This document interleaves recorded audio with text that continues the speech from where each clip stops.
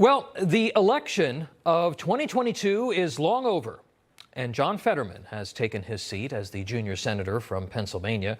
So naturally, the ruse is over as well. The New York Times felt comfortable enough last week to finally expose in detail what anyone paying attention knew months ago.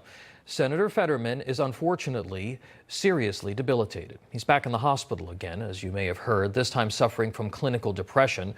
The senator is clearly going through a lot, and we certainly wish him well. But is he a victim here? And how long can a senator serve, hearing muffled sounds and requiring closed captioning and dealing with clear mental and physical after effects of a stroke far more serious than Democrats were willing to tell the voting public? And that's really the point here. The fraud perpetrated on the voters of Pennsylvania would be a crime if it weren't excused as mere politics. John Fetterman was an unlikely candidate in a swing state, but he checked a lot of boxes for the far left.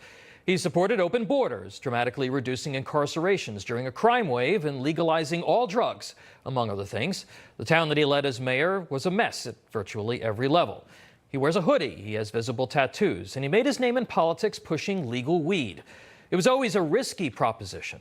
Mr. Fetterman's stroke last May made a dicey situation much worse. It appears now, though, that Democrats made a choice to lie about Mr. Fetterman's condition to keep him on the ticket. An eventual resignation due to health reasons wouldn't necessarily matter much. Apparently, why? Because he checked another box. He's married to a woman who was at one time an illegal immigrant.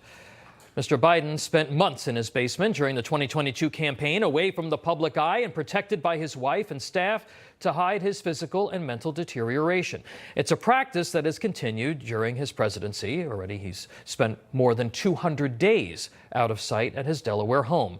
It now appears that in 2022, Democrats took a page out of the Biden basement playbook with Mr. Fetterman.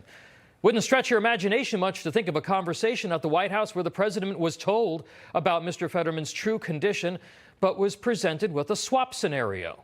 Mr. Biden, exhibiting his own decline on a daily basis, then told a crowd in October of 2022 at an event in Pittsburgh that Mrs. Fetterman would, quote, make a great lady in the Senate. Cue the nervously grinning staffers off camera, shifting into, oh, that's just Biden being Biden gear. Today's leftists running the Democratic Party wouldn't think twice about lying to voters about eventually being able to manufacture America's first former illegal immigrant United States Senator. The lords of labels and ludicrous milestones could then use Mrs. Fetterman to further their open borders and amnesty agenda. Another leftist, Mrs. Fetterman, endorsed Elizabeth Warren during the presidential primaries in 2020, so you get a sense of where she's coming from.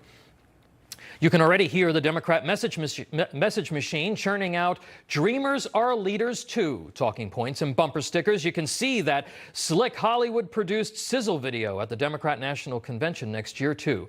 Senator Giselle Fetterman, a historic figure, thrust center stage, perhaps alongside some other champion of intersectionality, like the first biracial, non-binary, bisexual botanist from Boulder to be a hit on Broadway.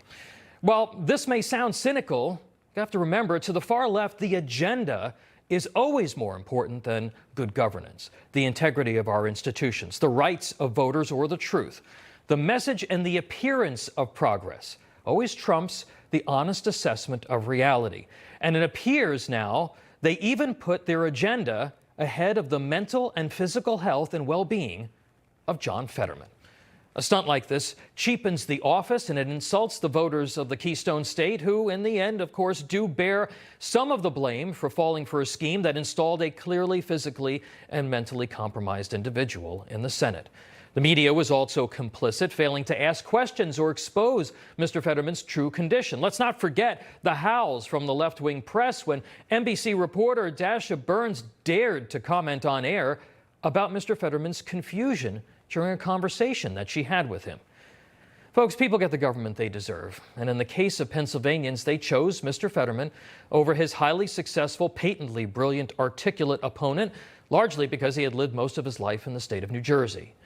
But Dr. Mehmet Oz, he may have lost an election, but the people of Pennsylvania may have lost their representation and perhaps even their ability to choose who stands for them in the United States Senate. We wish Senator Fetterman well, and we wish him a speedy recovery. But don't be surprised, folks, if Mrs. Fetterman goes to Washington.